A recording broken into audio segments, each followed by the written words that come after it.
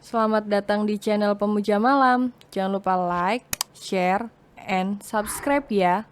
Terima kasih. Chapter 20. Aku tidak cocok bersama orang sepertimu. Tentu saja, jadi saya membutuhkan pendamping yang sama hebatnya dengan saya. Ucapan pria tersebut membuat Friska sedikit tersinggung dan semakin merasa minder. Namun dia tidak mau direndahkan begitu saja. Kurang ajar, apa maksudnya berkata seperti itu? Walaupun aku begini, justru aku tidak ingin mempunyai suami sepertimu. Harusnya aku biarkan saja dia menikah dengan perempuan itu, biar dia tahu seberapa hebatnya perempuan itu menipunya. Friska memaki Ardigo di dalam hatinya. Iya, tenang saja, setelah 1 tahun nanti kamu akan mendapatkan wanita yang sama hebatnya denganmu. Sayang sekali, aku bukanlah perempuan yang hebat, jadi kurasa aku tidak cocok bersama orang sepertimu. Aku lebih cocok bersama orang yang baik saja. Friska berpura-pura sedih dan meredah, namun dia sengaja membuat sindiran di ujung kalimatnya. Maksudmu, saya tidak baik? Celetuk Ardigo terlihat kesal. Bertepatan dengan itu, Friska sudah selesai mencuci piring, kemudian berlalu sambil mengedikan bahunya. Senyum miring terbit di ujung bibirnya. Sayang sekali, aku bukanlah orang yang mudah kau tindas, Tuan Ardigo. Friska kemudian berjalan menuju Vano dan bermain bersama anak sambungnya itu. Hela nafas kasar terus keluar dari mulut Friska sejak tadi. Jam sudah menunjukkan pukul 11 malam. Namun dia masih terjaga dengan posisi duduk di atas ranjang dan memeluk kedua kakinya. Pikirannya masih saja melayang entah kemana, dan akar dari overthinkingnya adalah status Ardigo yang baru dia ketahui. Kenapa aku tidak mencari tahu tentang identitasnya selama ini? Walaupun aku tidak peduli padanya, dan tidak ada untungnya juga untukku. Setidaknya aku harus memperdulikan nasibku sendiri.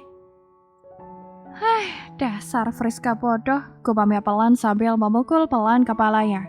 Friska merasa kehidupannya akan berubah setelah ini, terutama ketika publik mengetahui bahwa dialah istri dari CEO ternama Fabian Scorp.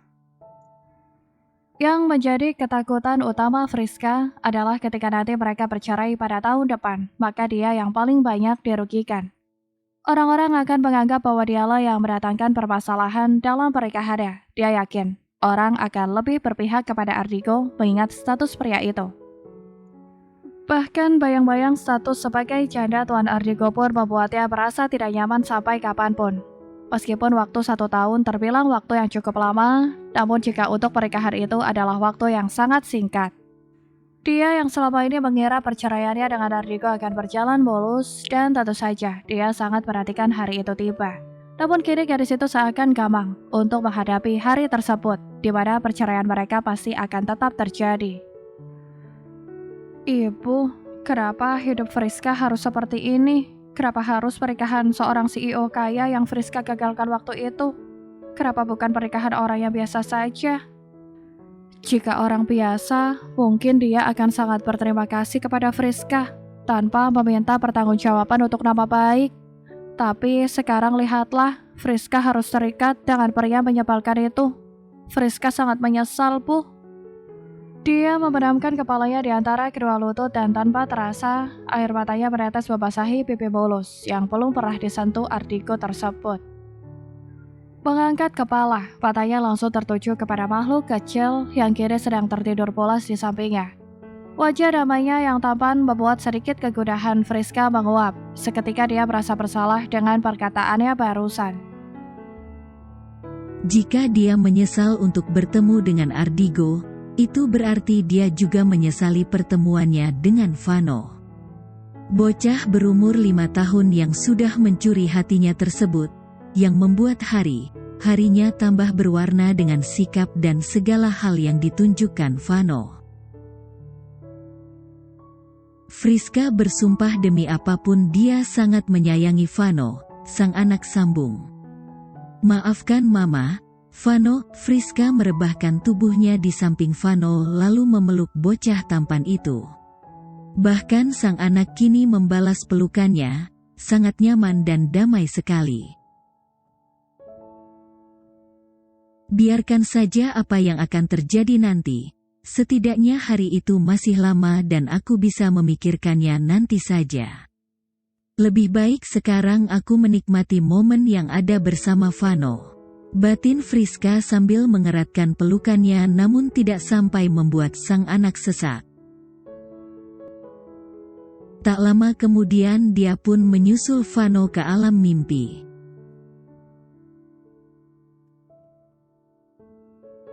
Keesokan harinya, keluarga kecil Ardigo sudah berkumpul di meja makan dan sedang sarapan bersama. "Mama magangnya di mana? Ma, siapa tahu kantor itu punya temannya Papa," ujar Vano membuka percakapan di meja makan. Dia tiba-tiba teringat dengan tempat magang sang mama. Sementara itu Friska terlihat kaget sekaligus salah tingkah mendengar pertanyaan Vano. Mama magang di kantornya Papa," balas Friska semakin memelan di ujung kalimatnya. "Loh, bukannya waktu itu Mama bilang tidak mau di kantor Papa?" "Mati aku," batin Friska. Waktu itu Mama belum tahu kalau itu perusahaan Papa. Ternyata kantor yang Mama pilih adalah kantornya Papa." Friska hanya nyengir sambil menahan malu. Sementara pria dewasa di depannya hanya menampilkan senyum meledek yang terlihat sangat menyebalkan di mata Friska. Memangnya kenapa Mama tidak mau di kantor Papa? Kan Mama sama Papa bisa berangkat bersama, celoteh bocah tersebut. "Itu karena awalnya Mama ingin mencoba di kantor orang lain, supaya bisa lebih mandiri saja," balas Friska senormal mungkin. Setelah itu Vano mengangguk pertanda mengerti dengan alasan Friska. "Karena Mama tidak ingin sering bertemu dengan Papa Vano," batin Friska menyuarakan alasan yang sebenarnya. Setelah selesai sarapan, mereka semua berangkat bersama dengan mobil Ardigo. "Belajar yang rajin ya, sayang. Jadi anak yang baik selama di sekolah, oke?" Seperti biasa, Friska akan berpesan hal yang sama saat mengantar Vano sampai ke gerbang sekolahnya. "Siap, Ma." Setelah berpelukan dan juga bersalaman, Vano pun mulai berlari kecil memasuki kawasan sekolah elit tersebut. Kedua orang tuanya masih menatap punggung sang anak hingga tak lagi terlihat, barulah mereka kembali masuk ke mobil. Di dalam mobil keduanya hanya diam tanpa mengeluarkan sepatah kata pun. "Bolehkah nanti aku menjemput Vano, Mas?" ujar Friska memecah keheningan. "Boleh. Nanti kabari saja Pak Danang." "Baiklah." Kemudian suasana kembali hening sesaat. "Bagaimana magangmu? Apa mereka memberikan kalian tugas yang banyak?" tanya Ardigo serius, bukan meledek seperti tadi malam. "Sejauh ini cukup baik. Mereka memberikan tugas sewajarnya kepada kami," balas Friska. "Baguslah. Kini mobil Ardigo sudah semakin dekat dengan kantor." "Mas, aku turun di sini saja." "Kenapa? Kamu mau kemana?" "Aku akan langsung berjalan menuju kantor. Aku takut nanti ada yang melihatku turun dari mobilmu." Seakan mengerti kekhawatiran Friska, Ardigo pun menepikan mobilnya. "Terima kasih Mas," ucap Friska saat sudah turun. Jangan pergi kemana-mana lagi, langsung ke kantor," perintah Ardigo. "Iya, kamu hati-hati." Ardigo sedikit tergelitik dengan ucapan Friska. Bahkan hanya 100 meter lagi dia akan sampai ke kantor, namun gadis itu masih saja mengucapkan, "Hati-hati." Tanpa sadar bibirnya melengkung menciptakan sebuah senyum tipis. Dia pun kembali menjalankan mobilnya. Friska sudah tiba di kantor dan mulai mengerjakan pekerjaan yang bisa dia kerjakan. Hingga tak terasa jam istirahat pun tiba, Friska segera menghubungi Pak Danang. "Halo Pak." "Halo Mbak Friska." "Bapak di mana? Saya ikut menjemput Vano ya Pak." "Baik, Mbak. Kebetulan saya memang akan menjemput Tuan Muda." "Baiklah, tunggu saya di tempat kemarin ya Pak." "Iya Mbak." Setelah memasukkan semua barangnya ke dalam tas, Friska pun menghampiri kedua sahabatnya untuk berpamitan. "Tasya, Naura, aku keluar sebentar ya, mau menjemput Vano." "Gak makan dulu Fris?" tanya Tasya. "Nanti saja, Syah. Takutnya Vano kelamaan menunggu." "Baiklah, hati-hati ya Fris," ucap Tasya dan Naura bersamaan. "Iya, aku pergi dulu." Setelah pamit Friska pun langsung berjalan keluar dari kantor dan menemui Pak Danang yang sudah menunggunya. "Ayo Pak, jalan." "Baik Mbak."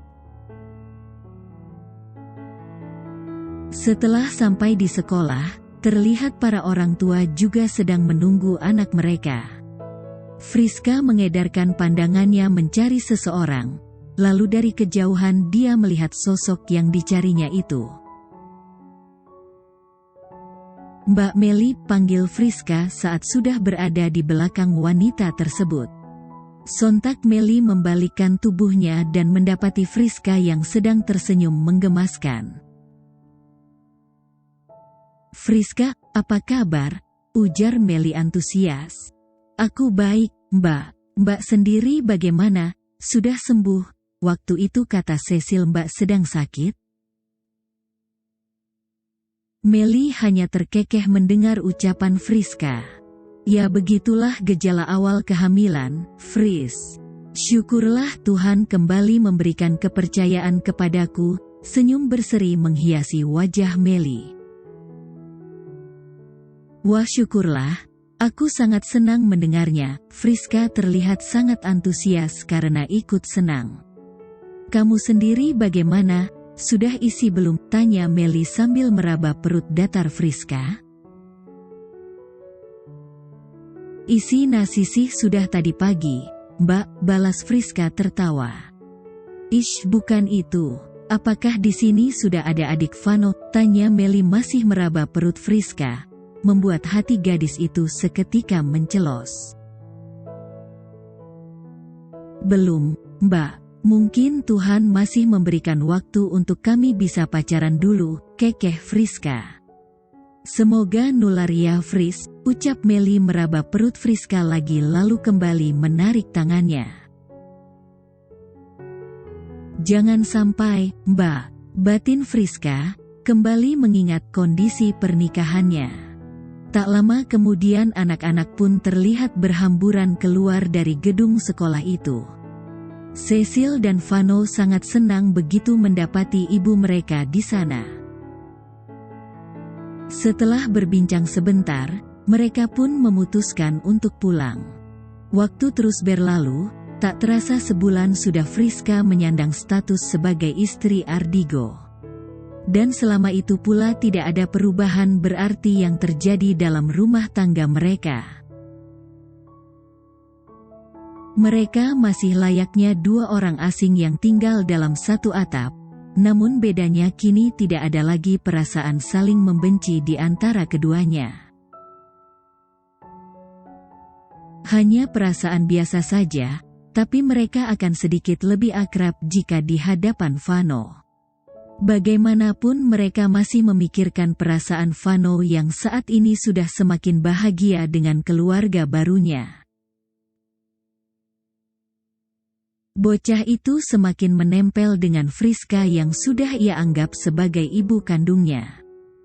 Tadi pagi Friska sudah menandai di kalender tanggal pernikahan mereka bulan ini, yang berarti bahwa sudah sebulan berlalu sejak pernikahan konyol itu. Bukan untuk merayakan anniversary 1 bulan, tapi sebagai penanda bahwa tinggal 11 bulan lagi dia berada di sini. Setelah 11 bulan nanti dia akan kembali bebas, akan tetapi dengan status janda yang harus disandangnya. Pagi ini keluarga kecil itu sedang menyantap sarapan mereka dengan hikmat. Hari ini adalah hari Minggu, yang menandakan mereka semua libur. Namun tidak dengan Friska, meskipun dia libur dari kegiatan magangnya, namun dia tetap bekerja di Volabe Cafe. Dia dan Tasya memang sudah sepakat akan masuk kerja pada hari Sabtu dan Minggu dan pada acara-acara penting yang dilaksanakan di kafe tersebut. "Mama mau berangkat kerja?" tanya Vano yang melihat penampilan Friska sudah rapi pagi ini. "Iya, sayang. Vano di sini ya sama papa." Ada rasa berat di hati Friska untuk meninggalkan Vano di hari libur ini. Namun dia harus bekerja, karena dia tidak bisa menggantungkan hidupnya kepada siapapun, termasuk Ardigo. Bahkan kartu yang diberikan lelaki itu pun belum ia gunakan sama sekali. "Yah, Vano tidak bisa bersama mama ya hari ini," ujar Vano, tersirat kesedihan di mata bening bocah itu. Hal itu membuat Friska semakin merasa bersalah dan tidak tahu harus menjawab apa. "Apa Vano boleh ikut, Ma?" "Vano janji tidak akan mengganggu Mama." Binar mata Vano sangat menunjukkan pengharapan.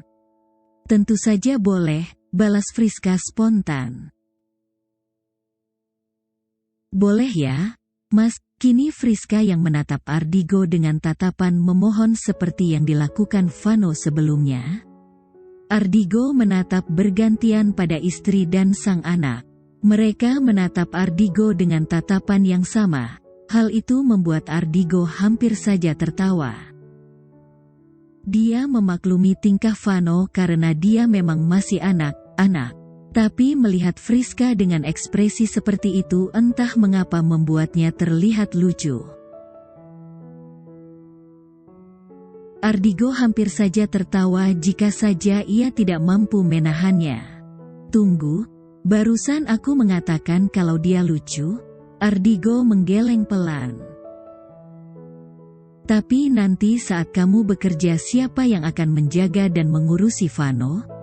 tanya Ardigo akhirnya.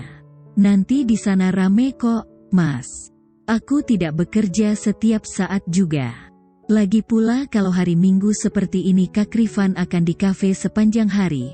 Nanti dia bisa menjaga Vano selagi aku bekerja." "Siapa Kak Rifan?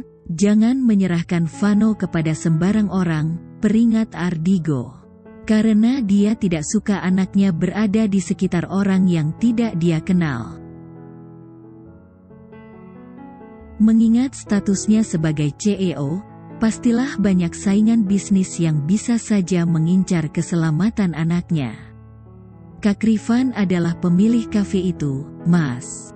Aku sudah mengenalnya sejak kecil, dia sudah seperti kakakku sendiri.